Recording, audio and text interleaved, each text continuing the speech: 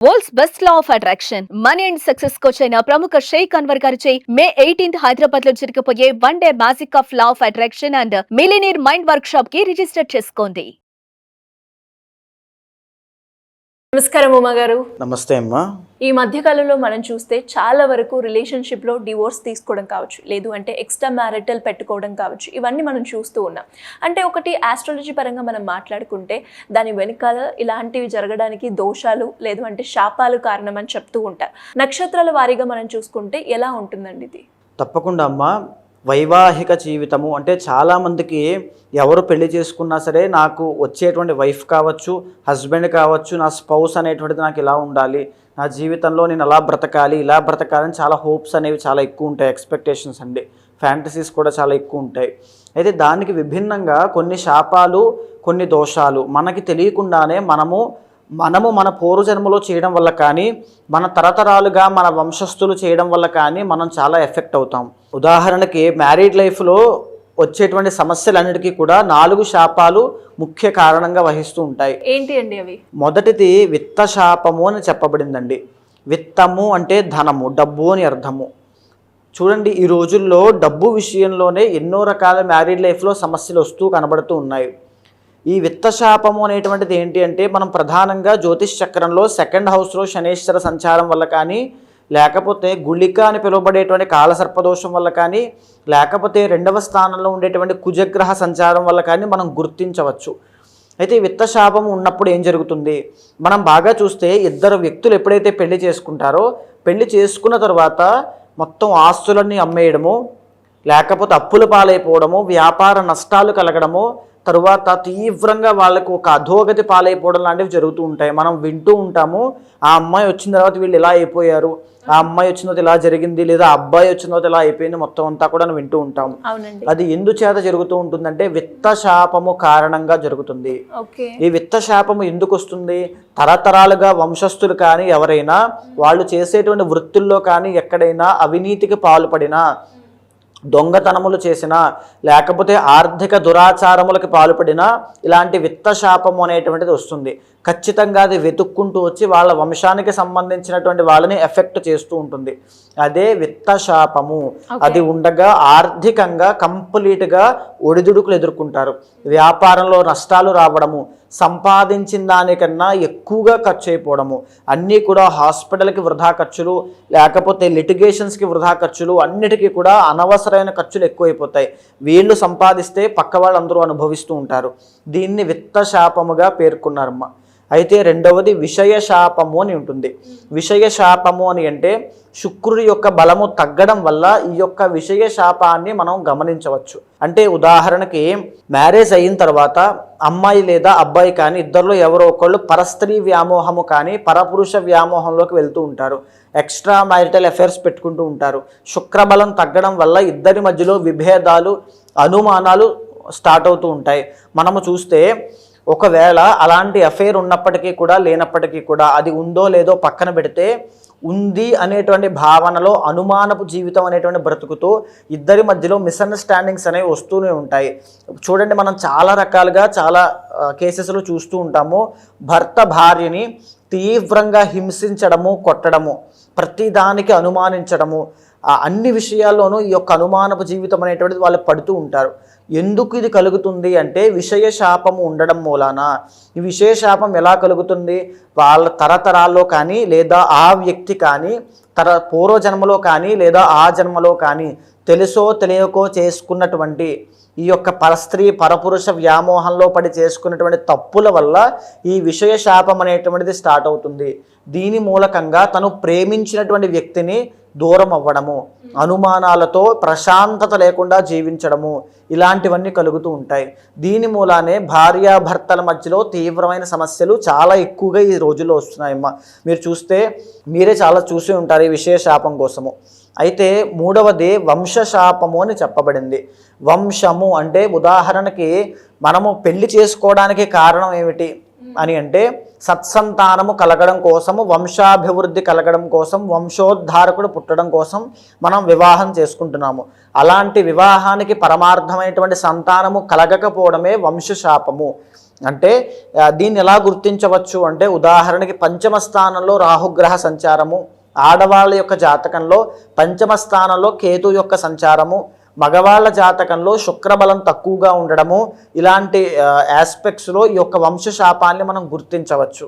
కొన్ని కేసెస్లో కుజదోషం వల్ల కూడా ఈ వంశశాపాన్ని మనం గుర్తించవచ్చు.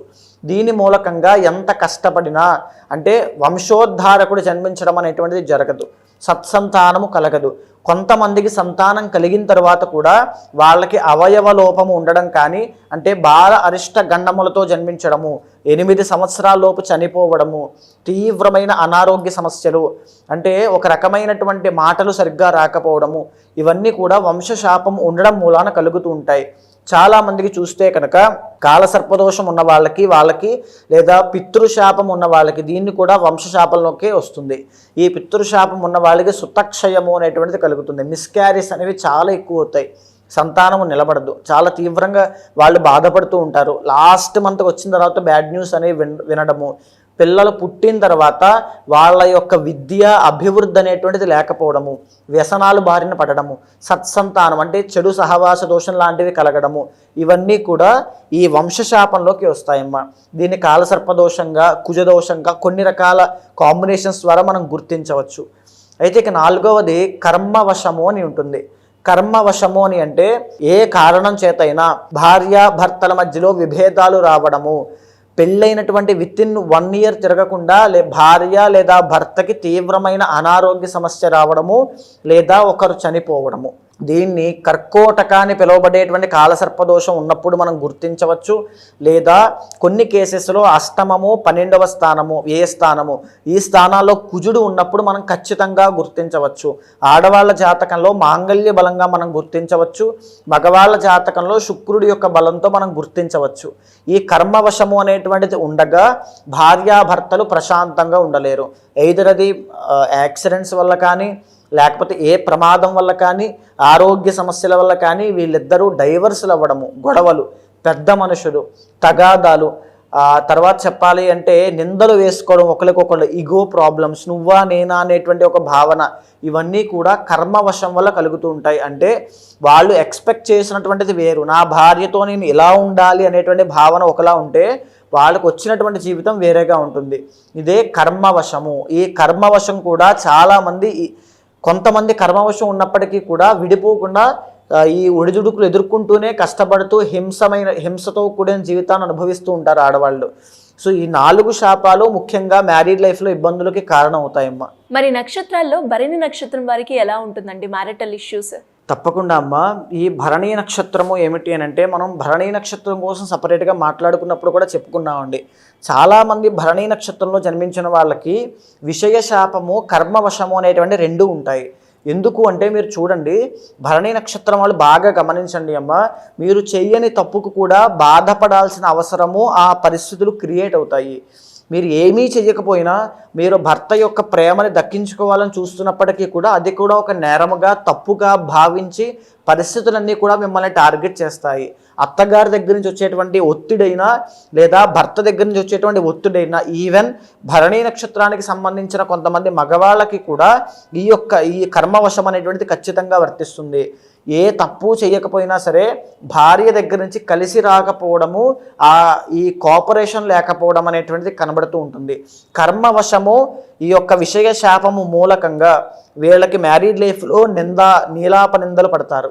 ఇంకా చెప్పాలి అంటే విభేదాలు, కోర్టు వ్యవహారాలు. కొంతమంది భరణీ నక్షత్రం వాళ్ళు ఒకవేళ మీద భరణీ నక్షత్రం అయ్యి నేను నా భర్తతో కలిసి ఉండాలి, లేదా నేను నా భార్యతో కలిసి ఉండాలి, అసలు కలిసి ఉండాలా వద్దా అనేటువంటి డైలమాలో ఉండే కొన్ని సంవత్సరాలు గడిచిపోతున్నాయండి, అసలు ఏ నిర్ణయం తీసుకోవాలో కూడా తెలియట్లేదు అనేటువంటి భావన మీకు ఉంటే కర్మవశము అనేటువంటిది మీరు ఎఫెక్ట్ అవుతున్నారు అని అర్థం అండి.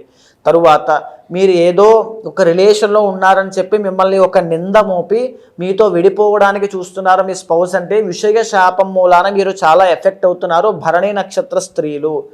ఒకవేళ మీరు వ్యసనపరులు, మీ మీద ఒక అనకూడని మాట అంటూ మీకోసం ప్రచారం చేస్తూ మీతో నేను ఉండను అని చెప్పి వేరే రిలేషన్ కోసం ప్రయత్నం చేస్తున్నారు అనే విధమైనటువంటి భావనతో భరణీ నక్షత్ర పురుషులు కనుక బాధపడుతూ ఉంటే విషయ శాపము అనేటువంటిది మీకు ఖచ్చితంగా ఎఫెక్ట్ అవుతుంది అని అర్థము. ఈ రెండిటి నుంచి బయటికి రావడం కోసము పర్సనల్ చార్ట్ చూసిన తర్వాత కమలాత్మికా దేవికి సంబంధించి ఒక యాగము కానీ కమలాత్మిక మంత్ర సాధన కానీ ఖచ్చితంగా వాళ్ళు ఆచరించాలి. దీని మూలకంగా ఒకవేళ వాళ్ళకి నిజంగా ద్వికలత్ర యోగము కనుక ఉన్నట్లయితే చాలా మ్యూచువల్ అండర్స్టాండింగ్తో విడిపోయి ప్రశాంతంగా సెకండ్ రిలేషన్కి వెళ్ళి జీవితం అంతా సౌఖ్యప్రదంగా వాళ్ళు చేసుకుంటారు. కమలాత్మిక యాగము కనుక ఆచరించకపోతే అంటే వాళ్ళ పరిహారములు కనుక పూజలు కనుక చేయకపోతే ఆ రభస అనేటువంటిది అలా కంటిన్యూ అవుతూనే ఉంటుంది, ఒడిదుడుకులు ఎదుర్కొంటూనే ఉంటారు. అలాగ పర్సనల్ చార్ట్ ద్వారా చూసిన తర్వాత నిర్దిష్టమైన పరిహారాన్ని వాళ్ళు ఆచరించాలి.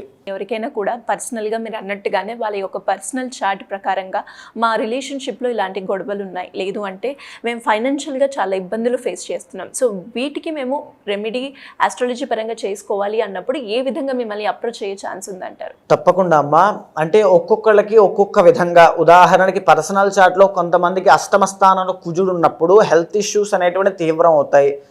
పెళ్ళైనటువంటి సంవత్సరం తిరగకుండానే కోర్టు సమస్యలు ఇరుక్కుంటారు డైవర్స్ కోసం అప్లై చేసి.